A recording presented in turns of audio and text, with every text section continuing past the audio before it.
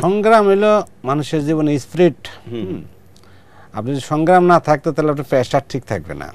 তো 2023 সালটা তো আপনার বাংলাদেশের জন্য একটু আপনার টানা হেঁচড়াই যাবে।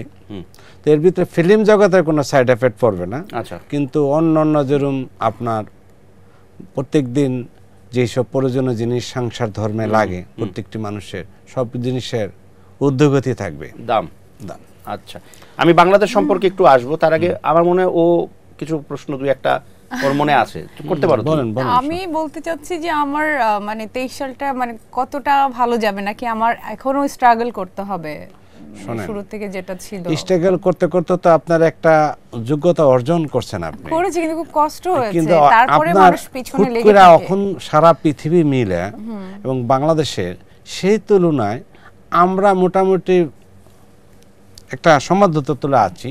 কিন্তু 2023 সালটা যদি সবাই ভালো থাকি তাহলে আপনার ভালো হবে, ঠিক আছে? কিন্তু সেই ক্ষেত্রে 2023 সালটা বাংলাদেশে আমি মনে করি সবাই যুদ্ধ করার জন্য এবং সরকার হেল্প করার জন্য মন মানসিকতা নিতে হবে। মানুষ যেভাবে ভাবতেছে যে অনেক খারাপ হবে, না খেয়ে থাকবে, কষ্টে থাকবে, খাবার পাবে না, তেল পাবে না, কারেন্ট পাবে না, এই ধরনের কোনো দুর্ঘটনা ঘটবে না।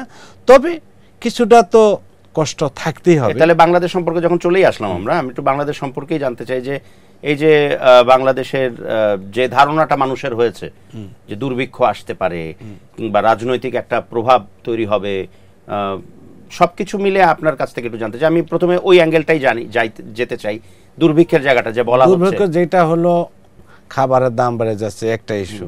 এই ইস্যুগুলো কতটুকু থাকবে এবং কতটুকু এটা আপনার যেভাবে যত ডাকে তত বলে না। ঝড় যেভাবে আসতেছে মানুষ ভাবে যে একদম দরজা জানালা আটকায় বসে থাকবো, ভেঙে চুরে নিয়ে যাবো, তা না। আচ্ছা, কিন্তু বিষয়টা হলো 2023 সালটা একটু কষ্টে আমাদের যাবে, তবে না খেয়েও মরবেন না এবং ভিক্ষাও করবেন না। আচ্ছা, একটু কষ্ট স্ট্রাগল করতে হবে। স্ট্রাগল করতে হবে। তোমার জীবনে স্ট্রাগল আছে তার মানে এখনো আছে। মুখ দেখেই আপনার জীবনের অতীত, বর্তমান ও ভবিষ্যৎ বলে দিতে পারেন জ্যোতিষরাজ লিটন দেওয়ান। তাই আপনার জীবনের সকল সমস্যার জন্য আজই চলে আসুন জ্যোতিষ বিজ্ঞানী লিটন দেওয়ান চিশতির নিকট।